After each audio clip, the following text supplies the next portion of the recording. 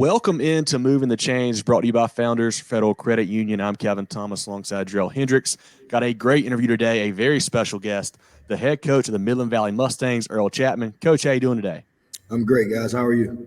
Doing well. We appreciate your time. You know it's a busy time for you. Appreciate you hopping on with us as always. But if this is you guys' first time tuning in, check us out on Facebook, Twitter, Instagram, YouTube, etc. at Movin Chains, MOVINCHAINS, website movingchains.com, podcast on Apple, Spotify, Google, and more. Coach Chaptman is in his third season as the head coach of the currently 9-0 Midland Valley Mustangs. Coach, let's start with your coaching career. How did you get into it, and how did you get to where you are now at Midland Valley? Wow. So I kind of always helped out, even when I coached, like when I was a kid and I was, in high school, I always helped out back with like my youth program and things like that. But it was really my sophomore year in college. I remember sitting in a defensive back meeting with my DB coach. And, as a freshman, I was kind of just trying to learn what I needed to do and try to find a way to get on the field. And then it was literally one day in that meeting, it all clicked. Like as he's drawing stuff on the board and we're watching film, it kind of all clicked for me. It's like the picture started to make sense, like how everybody has to fit, gaps and all those sort of things.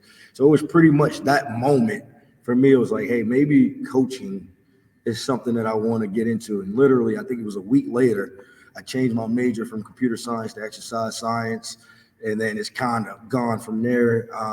So I finished playing, and then I coached 1 year of high school ball in Florida at Bartram Trail High School. And then I was able to get into some small college ball in Pennsylvania and places like that. So I coached Division III ball for about 7 years before I ended up at Camden as the defensive coordinator with Brian Rem for 4 years. I came in with him when he got there. I was there with him for 4 years, and then got the head job here, 3 years ago. So, Coach, before you got to Midland Valley, we don't have the exact number, but you guys won single-digit games there over the past 4 years. Yeah. What was that rebuilding process like? How was it to change that culture? I know the job's not finished, but how rewarding is it to see the fruits of those labors?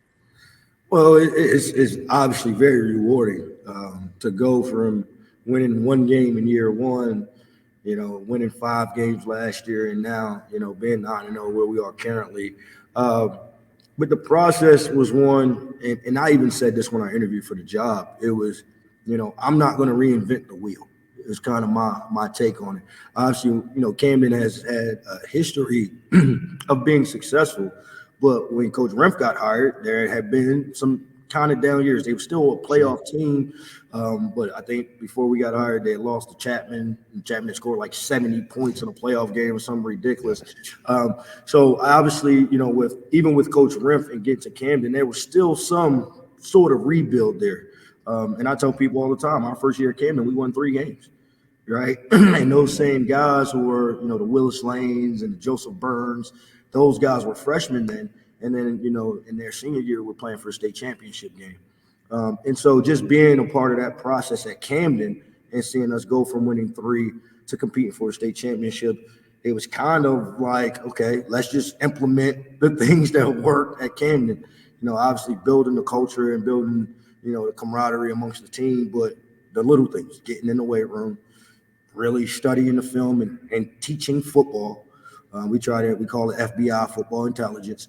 We try to increase that as much as we can. And then getting our guys closer together as a family. Like I noticed in my first year, we had, those little groups and cliques around the team, little pockets of 3 or 4 guys who kind of just hung out with each other. The team didn't really communicate very well. And so we started doing some things in the off season. One of the things we do every year is we go to FCA camp. And that's just, 3 days with us all together and really building that team camaraderie and building, setting our goals for the season. That's something that we do at FCA camp. So those little things, I think, obviously getting good scheme and running good plays and having good players, but it's been more of the off the field that has allowed us to be successful on the field. Coach, for folks who maybe haven't seen you guys play this year, what's kind of maybe your style on both sides of the ball and your scheme? And do you still call plays for the defense? I do still call plays for defense. And then offensively, my offensive coordinator calls it. I'll get on the headset every now and then and say, hey, let's run it. hey, I want take a shot or whatever it may be. But for the most part, I let my offensive coordinator, Coach Dorn, he does a phenomenal job with the offensive side of the ball. I let him pretty much handle it. But I'll call the defense, and it's been a little bit different for me, obviously, because being the head coach, you don't get to just be defensive focused. So I've delegated a lot to my assistants. They've done a phenomenal job of helping me with that. But for us, if you're watching us, you're going to see a team that's going to run the football, which everybody knows right now. We run it by choice, not by force. That's what I think people don't really know that about us. And then defensively, we're a 4-3, 4-2-5 defense, kind of based on formation.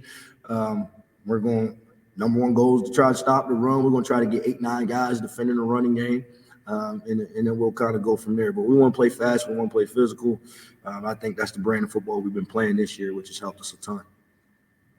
You got the star running back in Trayvon Dunbar, but Coach, it takes a team effort to be 9-0. Who are some other special players on your team that, want to give some shout outs who have, maybe flying under the radar? Because I know I talked to you before the game. I think it was week 2. You said we got 3 running backs. So let the people know about those special players you have. Yeah, man. Gosh, when I get asked this question sometimes now in this year, I feel like I'm saying too many names. Like it almost feels that way. Say them all. Say them all. But, so I'll just start, obviously, on the offensive side of football. Obviously, there's 21 and there's 9, right? Those guys are, I think, as special as they get as far as running the ball. I was around Willis Lane at Camden, who was a really special player, and these kids are definitely on that level. And then you go to Antron Butler, who's our slot receiver. He punts for us. He returns kicks. He's the holder on extra point. I mean, he's just an all-around athlete. He played some defense for us last week. So he's a pretty special player who kind of gets lost in the shuffle, obviously, with Trey and Preston getting so much attention. Evan Phillips had a really big game against Silver Bluff. He's really come on and done some phenomenal things for us. So those 4 guys there, and I think Preston Butler has done a great job of doing what I asked him to do, and that's manage the football game, right? We are very talented around you. We have the ability to run the football. We're not asking our quarterback to be Patty Mahomes, right? We're asking our guy to be Brock Purdy. Let's hand it off and let's not make mistakes, and we're going to be in good shape. So, and then up front, I always have to show those guys love, man. We just last week, we just eclipsed the 3,000-yard rushing mark for the season.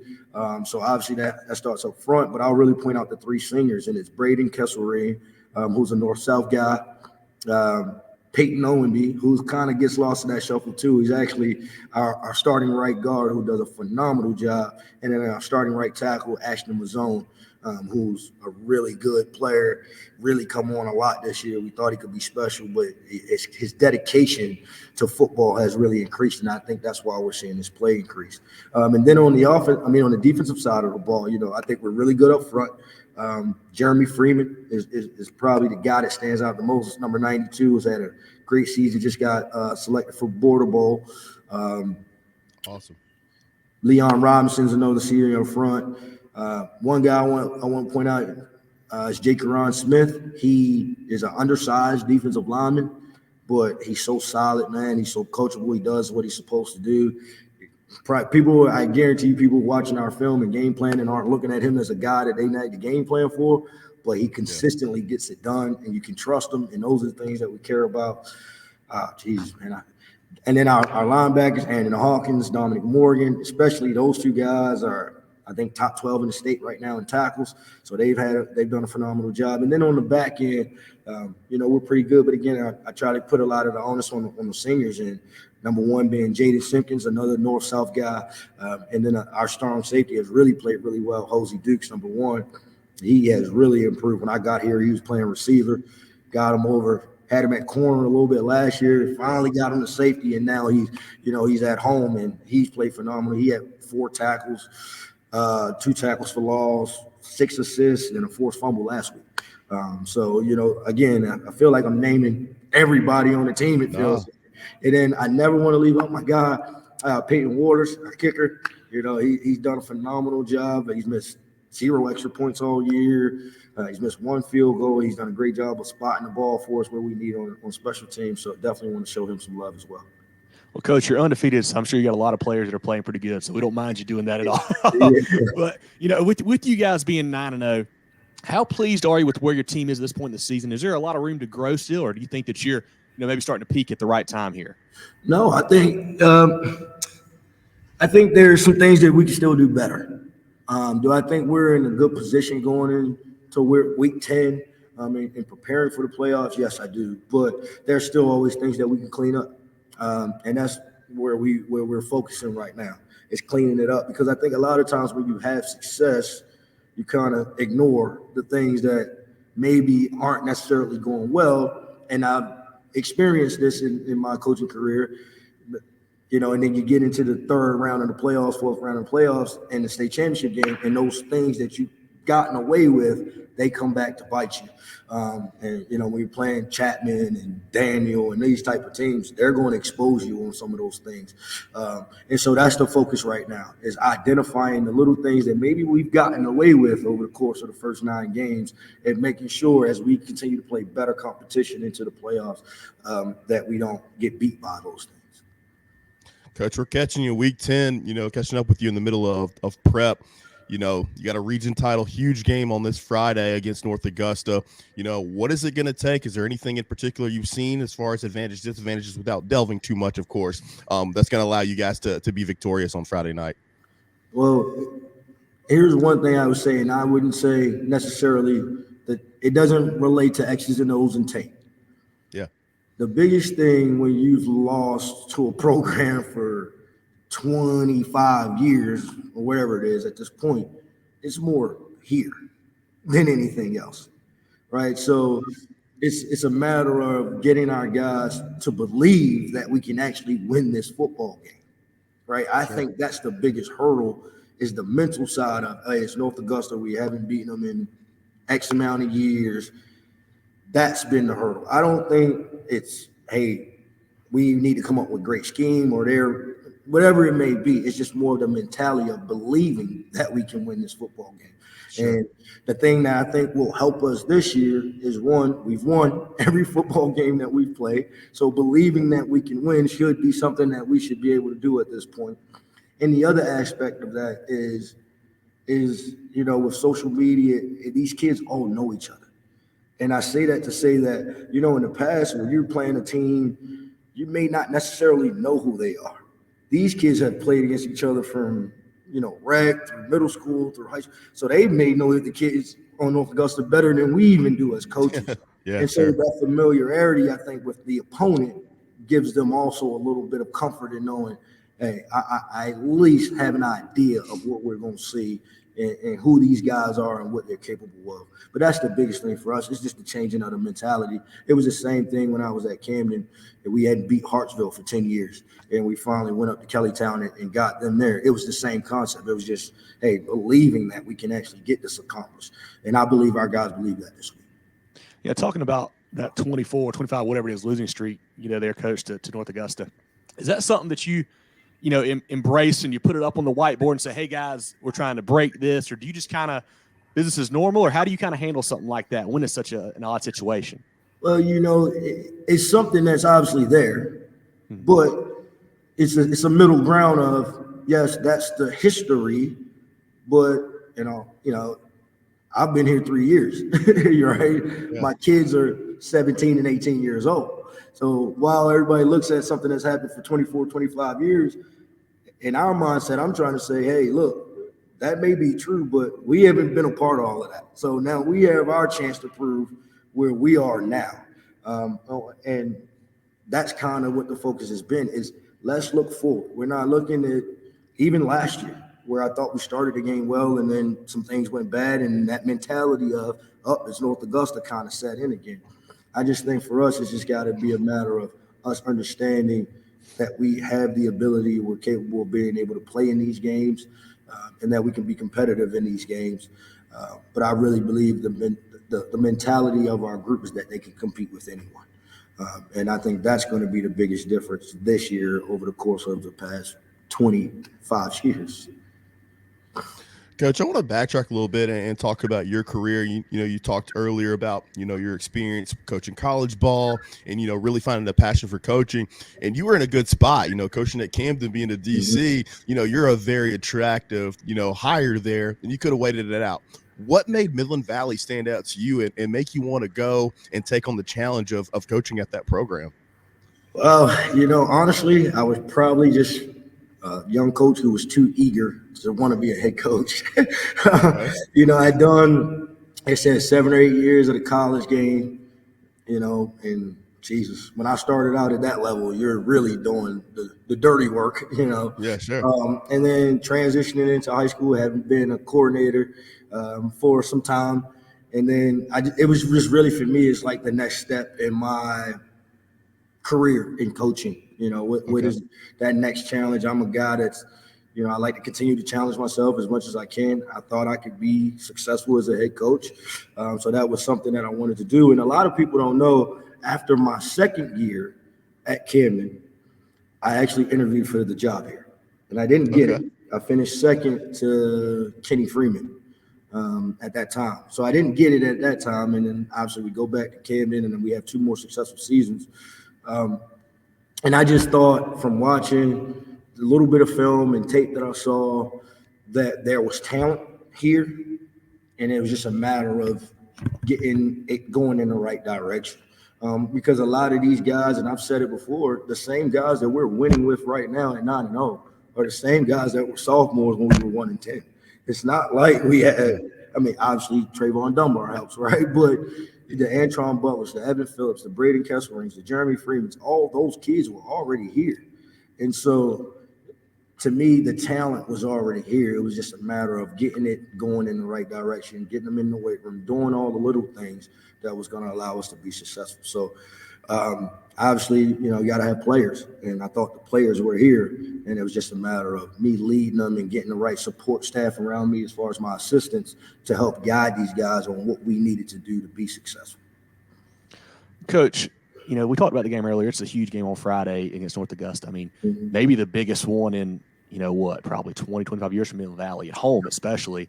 Probably maybe the biggest one ever for me. What kind of atmosphere are you expecting out of that Mustang crowd? Well, I'm under the impression there's already been about 4,500 tickets sold. I believe. Love it. Oh, yeah. Love it. I believe. I think that's what I saw somewhere. I'm kind of in the mode this week. Y'all handle that stuff. I'm going to focus on the football. But that's kind of what I've heard. But our crowd has really been great for us this year. Our guys really feed off of it. I think it started really last year when we played Aiken on homecoming. And we had a really good showing that night. And that kind of spiked the community's interest in Midland Valley football again. And then obviously this year we've played some really good games and big games at home. But our crowd has done a phenomenal job of just being there and supporting our guys. I've had people come to me and say, Coach, I haven't been in a game in 15 years. I haven't been to a game in 10 years. And these are people who are now attending games and coming to games. So it's been a great thing. We have a great atmosphere here. I don't think a lot of people know about it. We have a DJ who DJs our game, so it's pretty intense, and the music's loud, and the student section's into it. Everybody's into it. I've invited back some of our football alumni to actually be on the sideline during the game for this week.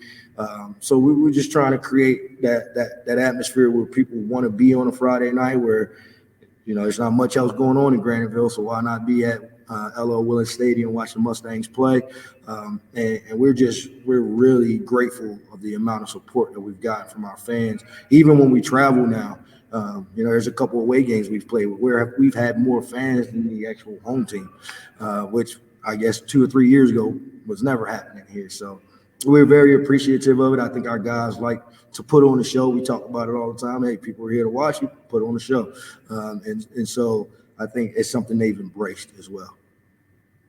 Coach, I'm going to ask you a couple of easier ones before we let you go. You mentioned having a DJ at the game. What's on your pregame playlist? Pregame before you guys are ready to hit the field. Sorry, announcements. Hey. I really don't give him necessarily a pregame playlist per se. It was one of those things. It's like, hey, what the kids like. You just play it. Yeah. Just don't get me fired when playing it. No, what are you listening to personally? Oh, what am are I you listening listening to personally? Oh, Yeah. wow. I'm a 90s hip hop guy, man. Like Okay. early 2000s, 90s guy. So I'm a big Jay-Z fan. It's like my biggest artist of all time. Like for me, grew up listening to him. So I'm listening to some Jay-Z. I'm usually mixing in a little bit of DMX is one, Okay. right? Just that intensity level. Yeah. And then I'm kind of transitioning more into the 2000s and getting like some Young Jeezy, some stuff that I listened to when I was still playing. Yeah. Kind of going back and kind of getting myself back in that pregame mode.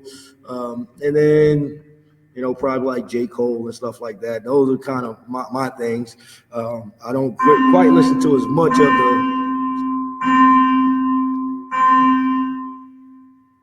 I don't quite listen to as much of the newer stuff that the kids listen to, but yeah, that's kind of my normal playlist. It's just, I'm a mood guy, man. There's certain songs I have to hear before every game. It's just one of those things. So, yeah, I try to keep the playlist fresh though, as much as I can. Okay, so Coach Drill and I, big food guys, they were heading down for a ball game in Graniteville. Where are we going for a pregame meal? What's your favorite spot in the area? Oh man, pregame meal in Graniteville. Here's one I'll give you. Small little place. It's called Blue Top. Okay, and it's a small burger place, and it's been open. Jesus, I want to say like since like the 40s, 50s. Oh, wow. It's a small, like it's like a home. They make homemade. The burgers are homemade, just as you would make them at home yourself. I was actually just talking to somebody literally 10 minutes before we started this interview about going there for lunch today. So that's probably would be my first suggestion. But we have a lot of small, like family-owned food places in our area. But Blue Top, I would say, definitely is number one to go ahead and check that one off the list, just to see you've been there. Last one for you, Coach. We talked about it. It starts this Friday, you know, region championship game. But what's it going to take, you know, beyond that to make a deep run in the postseason? And do you think that this particular team is poised to do so?